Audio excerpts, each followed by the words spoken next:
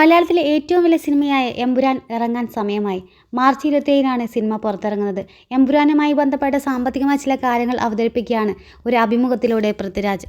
ചിത്രത്തിൻ്റെ കാസ്റ്റിംഗ് ആരംഭിച്ച സമയത്ത് ഹോളിവുഡിൽ നിന്നും ബ്രിട്ടീഷ്, ചൈനീസ് ഫിലിം ഇൻഡസ്ട്രികളിൽ നിന്നൊക്കെ ചില വലിയ പേരുകാരെ ഉൾപ്പെടുത്തണമെന്ന് തനിക്ക് ആഗ്രഹമുണ്ടായിരുന്നുവെന്ന് പൃഥ്വിരാജ് പറയുന്നുണ്ട്.